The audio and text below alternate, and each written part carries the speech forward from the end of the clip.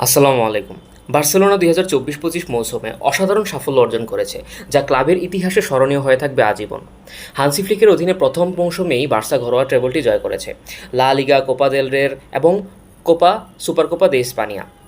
লা লিগায় তারা ৩৪টি ম্যাচে ২৫টিতে জয়লাভ করেছে এবং ৪টি ড্র এবং ৫টি পরাজয় নিয়ে 79 পয়েন্ট অর্জন করে শীর্ষে অবস্থান করছে। শেষ ম্যাচে অ্যাটলেটিকো বিলবাওয়ের বিপক্ষে ৩-০ গোলের জয় পায় বার্সেলোনা। রবার্ট লেভানডস্কি এবং দানি অলমো এই জয়ে গোল করেন। যদিও লেভানডস্কি গোল্ডেন বুটটি এবার জিততে পারেনি, তবুও তরুণ তারকা লামিন ইয়ামালের এই মৌসুমের অসাধারণ পারফরমেন্স দেখিয়েছে, যার ফলে অনেকেই তাকে ভবিষ্যতের ব্যালন ডিওর বিজয়ী হিসেবে দেখতে চেয়েছেন। চ্যাম্পিয়ন্স লিগে বার্সেলোনা সেমিফাইনালে পৌঁছায়, কিন্তু ইন্টার মিলানের কাছে ৭-৬ গোলের ব্যবধানে পরাজিত হয় ২ লেগ মিলিয়ে। এই সাফল্যের পর ক্লাব হান্সি ফ্লিকের চুক্তি ২০২৭ সাল পর্যন্ত বাড়িয়েছে, যা ভবিষ্যতের জন্য একটি স্থিতিশীলতা নিশ্চিত করে।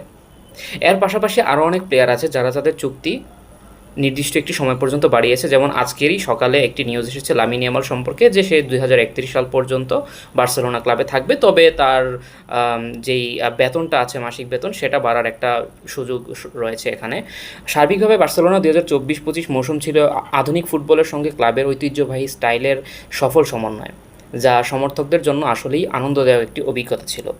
কিন্তু রিয়াল মাদ্রিদের ফ্যানদের জন্য আসলে এই সিজনটা মোটেও তেমন ভালো যায়নি। বার্সেলোনা ২০২৫-এর গ্রীষ্মকালীন ট্রান্সফার উইন্ডোতে বেশ কিছু উল্লেখযোগ্য পরিবর্তন রয়েছে। প্রথমত, আনসু ফাতি ক্লাব ছাড়ছেন, আমাদের ক্লাবের একজন লিজেন্ড, যিনি আসলে পরবর্তী মেসি হিসেবে প্রথমে গণ্য হয়েছিল ২০১৯-২০-২১ সালের দিকে। তবে ফ্রেঞ্চ ক্লাব এএস মোনাকোতে তার ট্রান্সফারটি হতে পারে, যেখানে তার জন্য একটি ক্রয় বিকল্পও রাখা হয়েছে। এছাড়া গোলরক্ষক হিসাবে ইনাকি পেনেয়া ক্লাব ছাড়তে পারেন, অথবা টার স্টেগেনও ছাড়তে পারেন।